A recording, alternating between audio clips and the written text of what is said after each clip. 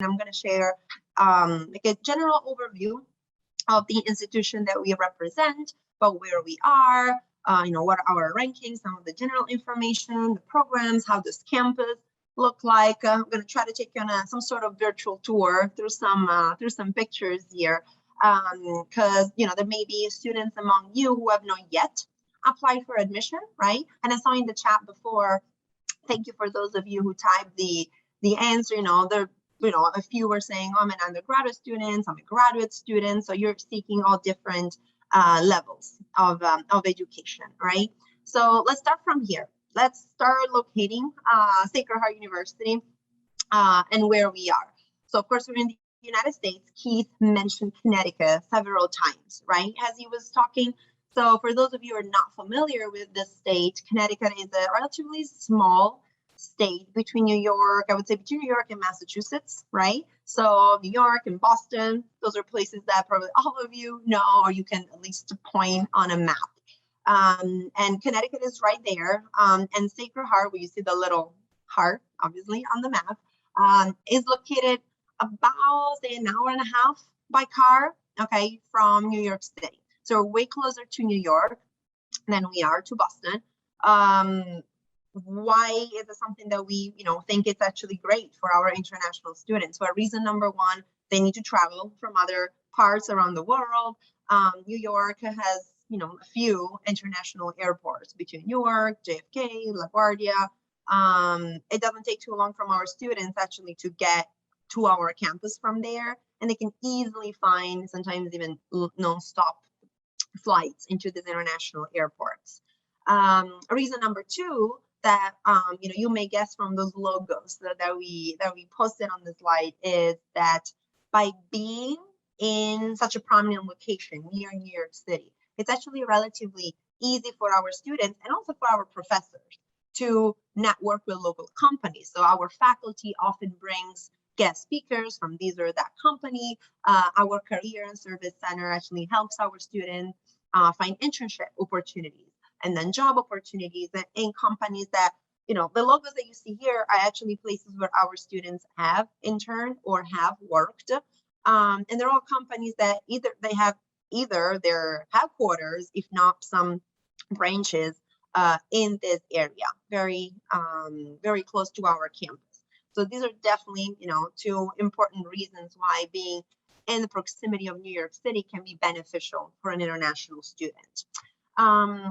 Sacred Heart University is a university, so offers programs from undergraduate into graduate level of education. As you can see, we listed them here. We offer plenty of undergraduate majors, several graduate programs as well, between master's and doctoral programs. We also offer some intensive English language courses for international students on our on-campus institute. Okay, so often international students come. They are great students on an academic and social level, but we know that they would struggle with the English language in the classroom. So we can still, facilitate their admission, let's say, to Sacred Heart University by having them first improve their English on campus in our program, and then transition to the program they were admitted to. And we also offer, even though we took like a break because of COVID, some summer programs, like short-term summer programs for university students, not for secondary school students, but for university students. As you can imagine, those have been for now put on hold, at least for the past 2 summers. So we'll see what happens next year. Okay, so where does Sacred Heart University come from? Like, how long has it been around? Now, we were founded in 1963. Okay, we started as a very small local college. We didn't have dorms, we didn't have graduate programs, but in about 60 years or so, the university has really grown a lot, doubled in size. So currently here in Fairfield, where Keith and I are talking to you from, we have 2 campuses, one that we call Main Campus and one that we call West Campus. I'll show you more pictures of those later, but we basically, once again, doubled in size. We built several new academic buildings, residence halls because for our undergraduate students, we provide housing on campus. And of course, since we have students who live and learn here, all buildings you can imagine for their services, as far as, the dining services, of course, students need to eat, gym, athletic, recreational spaces, mail services, laundry services, and so on, okay? A couple of the pictures here also show you some of the climate, right, that we experience.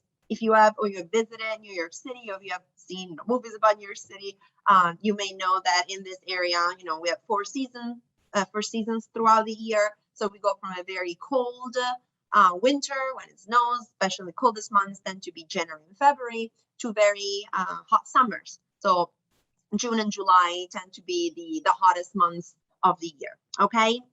So West Campus is what I just mentioned a few seconds ago. This is our newest addition to campus. Now it basically as the same size of our main campus, what main campus look like. However, looks very different. As you can see from the big pictures here on the slide, almost looks as this very corporate look. This is because our West Campus used to be the global headquarters of a company called General Electric, also known as GE. You may have heard of it, you may know it, but when that company left this headquarters several years ago, left it vacant for quite a while, and it's right next door to us. So Sacred Heart University made it now home to our College of Business and Technology, as well as College of Education and our dance programs. So all of our students who are into our business, finance, marketing, accounting programs, as well as computer science, engineering, cybersecurity, game design, actually have their labs and classes on this campus, okay? So not too many international students actually come from our healthcare profession related programs. There's a couple I thought, here highlighted. We have healthcare informatics being one of our graduate programs that several international students come for. At the undergraduate level, we have as well some very, very top programs such as nursing, such as, exercise science or biology for students who work towards a doctor in physical therapy, master in speech pathology, occupational therapy, physician assistant, and so on. We don't see too many international students in these programs, but also those students actually benefit from a brand new, beautiful facility. So do our communication students. As you can see from these pictures, we definitely always want to make sure that our students learn in an environment that basically resembles the real professional world they will step into. So we don't want them to have a very theory-based education, then they get to their first internship and they have no idea what to do. They've never seen tools and systems and certain settings. We train them here, so we make sure that by the time they graduate, they have had that hands-on experience. And as you can see, the university has invested a lot in making sure that all our programs offer the best, especially the best technology, to our students. Like I mentioned before, a lot of our spaces are not only academic related. We'll speak more maybe later with the undergraduate program overview, but as you can see from these buildings, we have some brand new recreational spaces too that you see in the left top corner of the slide. With there's an indoor bowling alley, there's an indoor climbing wall with beautiful gym spaces for our students. We also make sure that our students can seamlessly transition into the professional world, like I mentioned before. So we opened over the past couple of years that space that you can see on the right-hand side of the slide, the Verizon incubator space. This is basically almost like a whole floor on our West Campus that we have opened up for local companies, local entrepreneurs who may need the space to work, they need to rent it out. And that's right here on our campus. So our students can very easily interact with them. They may start collaborations with local companies, with some of these companies, and they have a space that they can walk to. It's not, you know, hard to reach. It's very easy for them to go to and actually get their project started. So a lot going on, a lot of new things, and a lot of beautiful buildings too. Like I was saying before, undergraduate students are offer campus housing for all 4 years if needed. So if any of you is looking to go to the United States for a bachelor's degree, you may be also obviously, you know, younger, maybe you're, you know, 18, 19, like, well, I don't know, where do I look for an apartment if my parents don't want me to go live by myself? Or, well, campus housing is a great option. And as you can see here, there are, well, several options actually. We have plenty of dorms. I think I lost count actually how many we have on our campus right now, but they're safe. They have public safety 24/7. They're clean. They get cleaned on a weekly basis. Students can walk to class from there. They don't have to worry about getting a car, getting an Uber, or get on a train.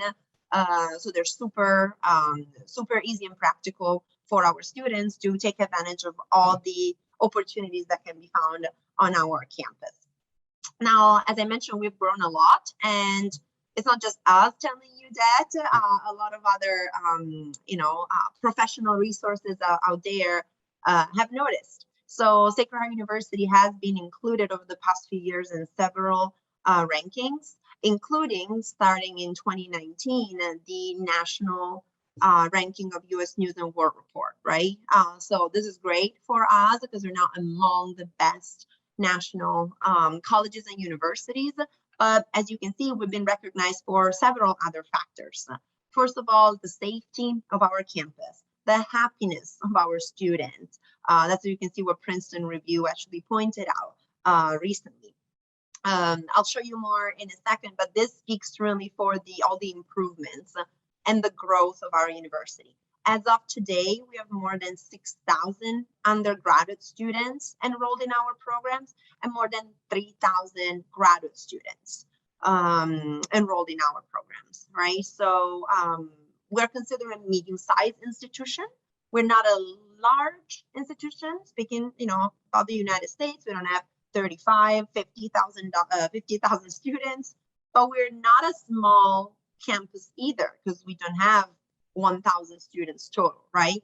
So I always tell students we are in that mid-range of not too big, not too small. You are in a lively campus with a lot of activities going on, thousands of people living and learning here.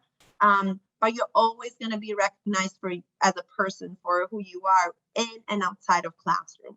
All our classes in all programs that I'll show you in a minute are taught in small setting. Okay, on average, there's 21, 22 students per class. Okay, so you're always guaranteed that you are in a setting where you can ask questions to your professor. You can take time to talk to your professor after class if you need to, because you're never going to be in a large lecture hall, of a few hundreds students. Here's more rankings for you to take a look at, some specifically to our undergraduate campus activities.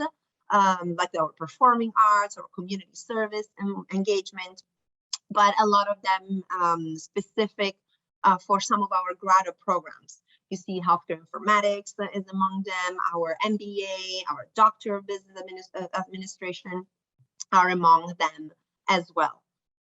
I talked a lot about, our programs now, even though it may be a little hard for you to read, but here's the overview of the undergraduate majors offered. Okay, it's a lot of them.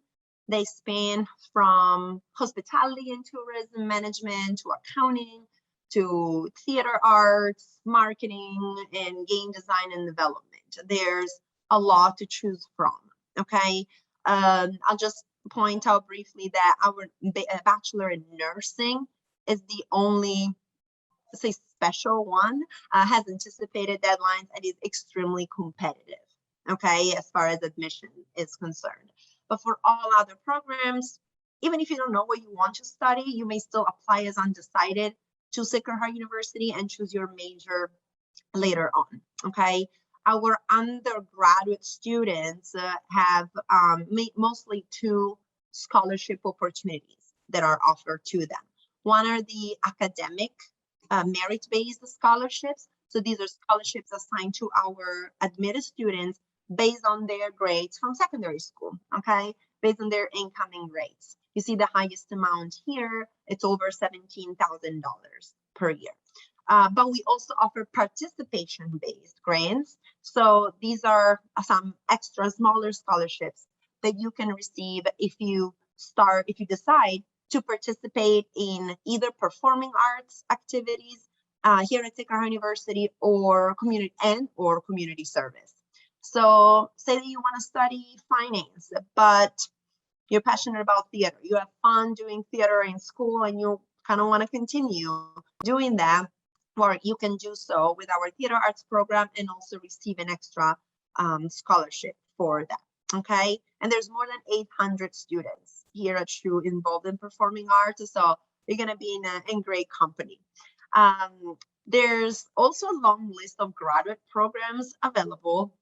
It will be very long, and with all the information that we added to it, it would be hard to show on a slide. But here we try to highlight, I would say, just some of the very popular ones, especially in the business and technology field, right? We're not just so you know, I put a link to both the undergraduate brochure and the graduate brochure in the chat box, so you can download them and look through them for both undergraduate and grad. Awesome, thank you, Keith. Because again, also we're going, pretty quickly here. You may have not time to go through all of it, but also we're here available, right? If you want to ask questions at the end of the presentation. But these are some of the most popular graduate programs. Next to them, there's some of the information regarding the admission requirements, specifically for as far as the English language proficiency is concerned. This is something that obviously students are very interested in. They always ask us about, but also about their start date. So if I go back, showing you the undergraduate programs, all of these programs, except for nursing, can be started either in what we call the fall semester, which is the end of August, so like next week, or in what we call the spring semester, which begins in January, okay? And this is basically the same for all of these programs, except for nursing. Now, if I move again back to the graduate programs, you see that the start terms can be different. Some programs have one start date a year, others have two, others have three, okay? This is why it's important, if you want to download our guide, use the link that Keith put in the chat. It's very helpful. And you can always, reach out for questions. Keith, since you mentioned OPT before, did you want to talk about this now briefly? Yeah, sure. So yeah, this will apply both to international undergrad and graduate students. But there's three things that if you want to come to the United States that help you get some work benefits. The first one's called CPT. It's curricular practical training. And again, it says graduate here just because I pulled this from my presentation, but it also works for undergraduate as well. But what it means is that you can work for up to 20 hours per week off campus in your field of study. You can work on campus, like if you get a job working in like the cafeteria or something like that, that's fine. You can work up to 20 hours per week, but this allows you to go off campus, do an internship, and get some experience in your field. When you graduate, you qualify for something called OPT. Now, every country is different, and every university is a bit different, but basically for all students at all universities in the United States, you can work full-time after you graduate for up to 12 months, okay? However, STEM programs can give you additional OPT time. Now, this is going to be different at every university, okay? And I listed our master's programs here.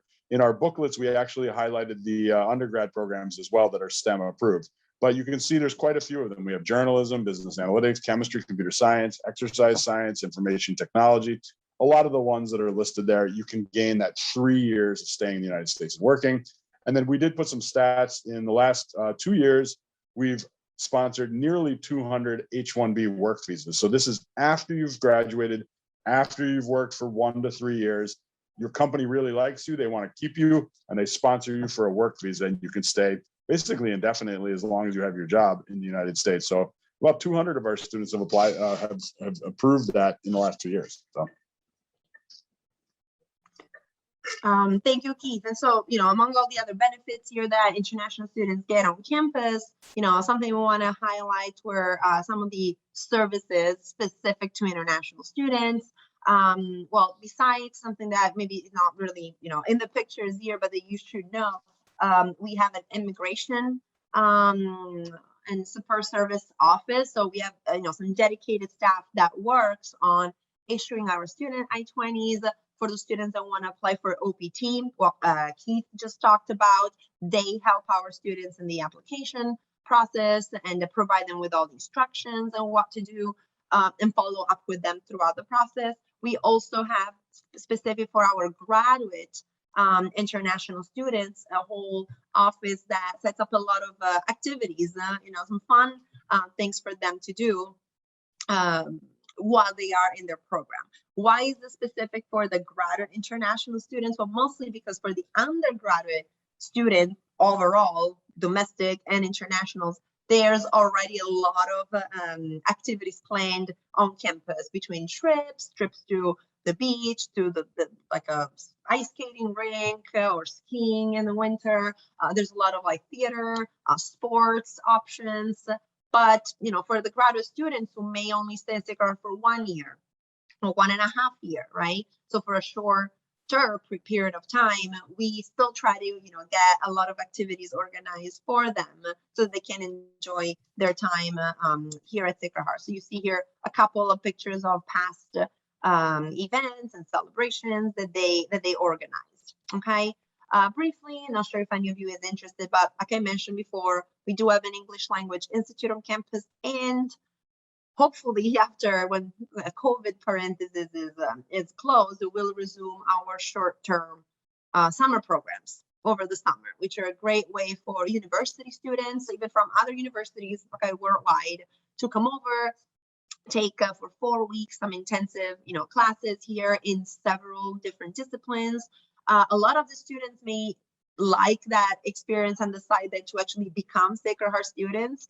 So to start over here, and those classes that they've taken in the summer are counted toward their credits. So there's several options to get involved here at Sacred Heart. We may, talk for probably hours here and tell you more about the admission process, etc. But I guess we can pause and see if there's any questions from the audience. Thank you, Keith, and thank you, Francisca. That was lovely, wonderful presentation. Keith, my first question before basically everybody asks, I want to, as a student, I want to give 2 answers to the same question, and I want you to evaluate and tell the participants who are in this webinar which one you would prefer and why. Is it okay with you? Yeah, go ahead. I'm not sure if I 100% understood the question, but so you're saying... Okay. The question will, that is, the visa officer will ask why Sacred Heart University. That's the question. And as a student, I will give 2 answers. Okay. The first answer is Sacred Heart University is a good university. I want to go to US, and the university is located in US with programs that I am doing. So I have selected Sacred Heart University. First answer. Second answer. Sacred Heart University is a nationally ranked university. It is ranked as 217. The program basically that I've done a good correspondence with Mr. Keith Gallini, who is the Director of International Admission, and he was able to explain me about the program, the research facilities. Also, basically, this program is, let's say, AACSB accredited, and I find the program to my liking. Therefore, I have selected Sacred Heart University. Well, I think you probably know the answer to that question already, but definitely the second one. You want to make sure that number one is that, remember, you're having a conversation with the visa officer. So if they ask you, why did you choose Sacred Heart? You can, you may not even have to go through some of the things about the rankings. You say, as I was looking for universities, I decided I want to do a program in whatever your major is.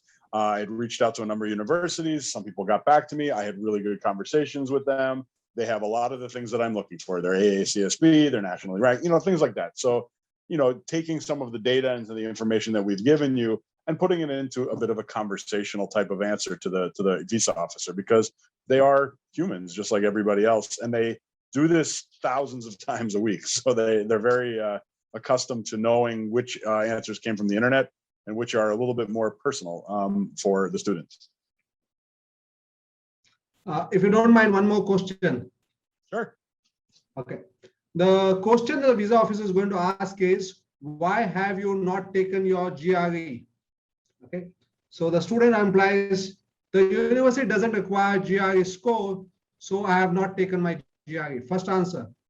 Yep. Second answer, basically, I have done basically research with the universities. I have selected 6 universities, and based on basically my program liking, it doesn't require a GRE score, so I have not taken my GRE. Yep, I would say that definitely that you've done the research. You've chosen 6 universities. They did not require the GRE.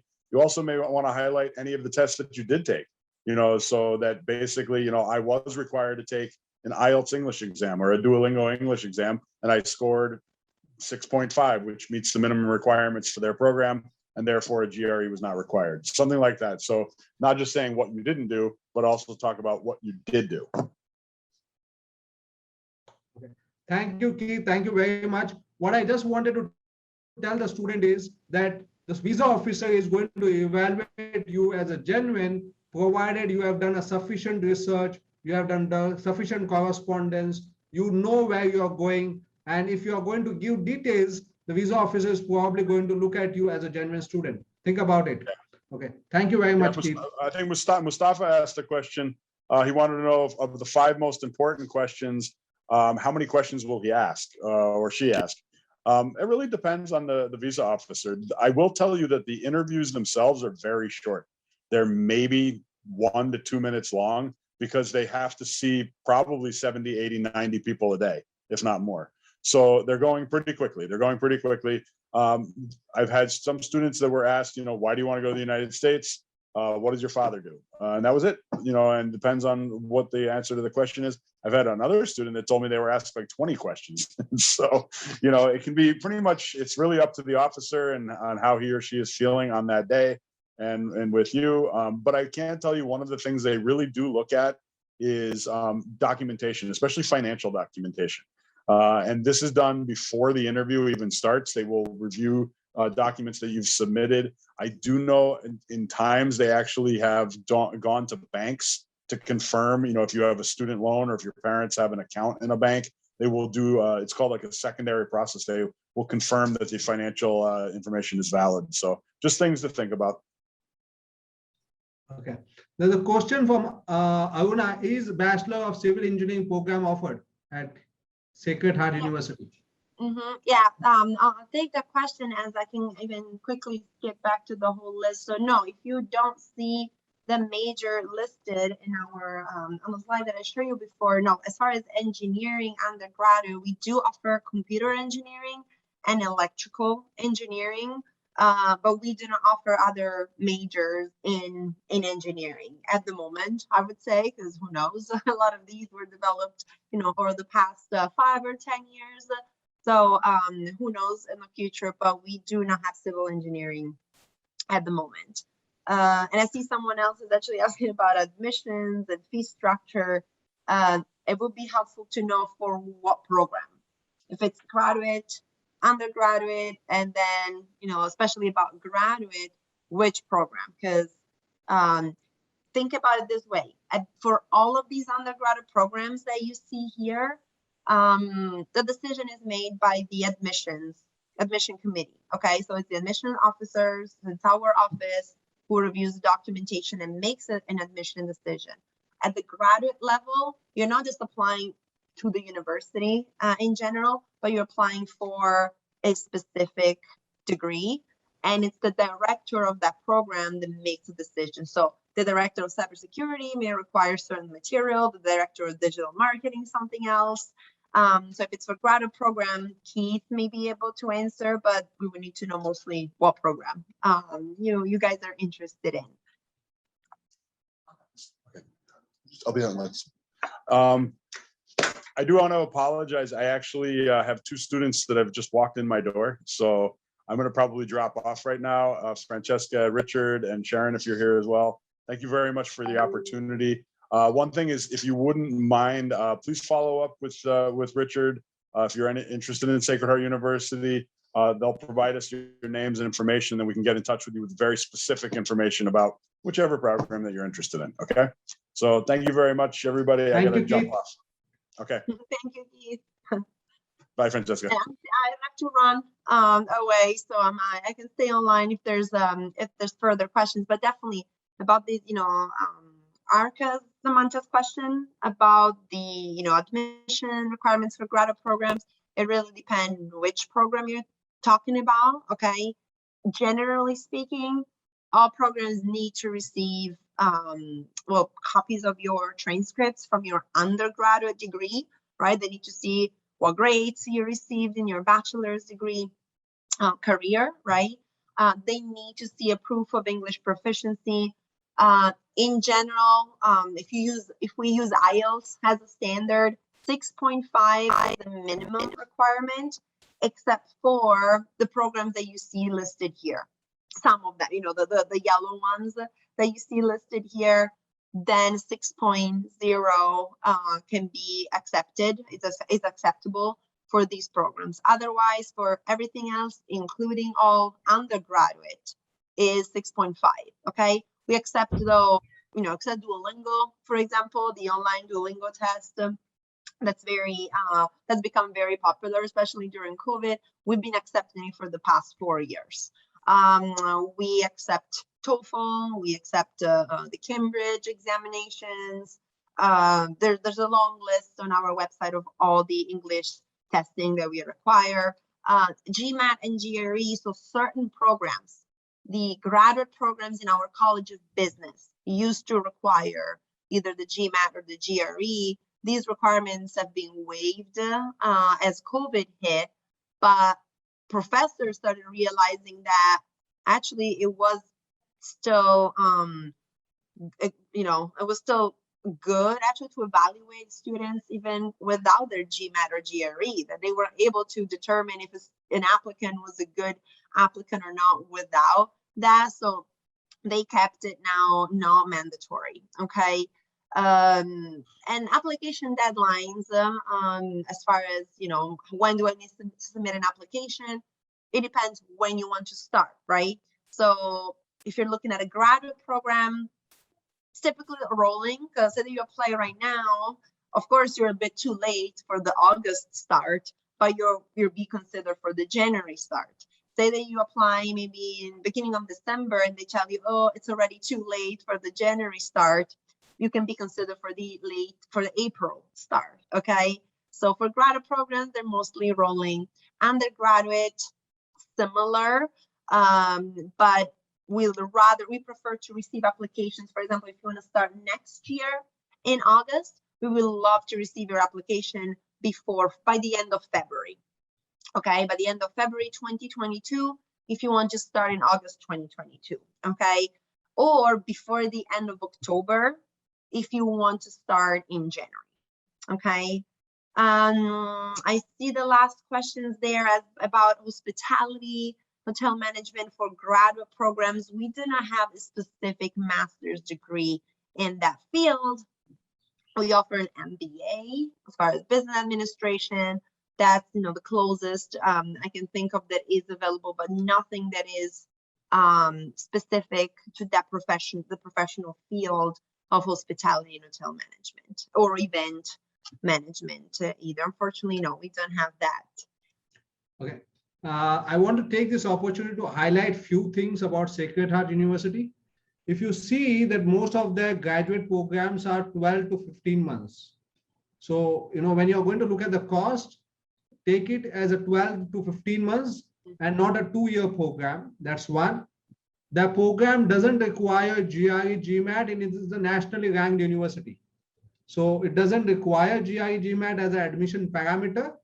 So they look at other parameters. So students who are not going to give GRE, GMAT, or they basically are worried to take this exam, or their GRE, GMAT scores are low, but their overall academics are quite good, can apply to Sacred Heart University. That's second. Okay, very most important point that I wanted to highlight here. Francisca, I just missed out on the application fee. How much is the application fee for the undergraduate and for the graduate? Oh, great question. So at the graduate level, students, especially if they work with Richard on application for Sacred Heart University, are not expected to pay an application fee. Okay. Similarly, at the undergraduate level, we have a free online application unless an undergraduate student chooses to apply using the Common app. The Common application, if you don't know what that is a platform that a lot of American universities use, and that allows a student to pretty much fill out one profile and then, send that application to multiple universities. So a student who may say, okay, I'm applying to 5 undergraduate universities and all of them accept the Common application, may choose to use that that way, right? That system. Common app has a fee. I believe right now it's either $50 or $60. Okay, so it's not a Sacred Heart fee, but it's the Common application platform has a fee that allows you to apply up to 20 universities. But if you use the Sacred Heart online app, the one you see the link here, there's no fee for that.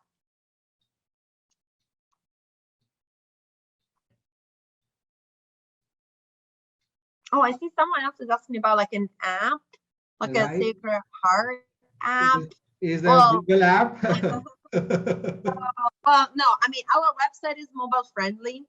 So if you use it on a mobile device, right, from your smartphone, your iPad, you go on sacredheart.edu. The website is mobile friendly, so you should be able to navigate it no problem, regardless of what device you are using. And you can easily find information. Otherwise, again, Richard can assist you with information maybe you're not able to find. In general, keep this in mind. University websites tend to be some of the most complicated websites that are out there. And regardless of what university, but because they contain a ton of information. Okay. They contain information about admission, applications, and then all the programs, all the courses, all the sports, all the housing, there's so much. So it's easy to get lost, okay, on some university websites. We don't have an app, but our website is mobile friendly. You can easily navigate that one. Alka, I want to tell you one more thing, that if you are going to apply to us, you are going to get an application fee waiver, which you will not get otherwise. Mm-hmm. Okay. So I guess, one more basically question that has come to is, are you offering undergraduate program for January intake? Yes. Yes, we do. The only major that does not have a January intake is nursing, but everything else does. So absolutely, students can apply preferably before November 1st. So you have 2 months basically to, September, October, if you want to work on your undergraduate application for the January intake. Okay. Very, very important that they are offering January intake. And one of the most important, which I could tell as a study abroad counselor being in this industry for 21 years, is that the US visa success rate is quite high. So if you are going to apply, this is the time to apply, because overall, basically, things are looking good. If you are basically looking to apply for US, then you can apply at US and, you can take use of this opportunity. This is a good time when in the pandemic you can study, and so that when things are normal, you're back in the industry and you're ready to work. So thank you very much, Francisca, for all that information that you have given us, for being here. Wonderful to see you and for answering all the questions. Thank you very much again. My pleasure. Thank you for having us. We're happy, to talk to students about Sacred Heart and the visa process.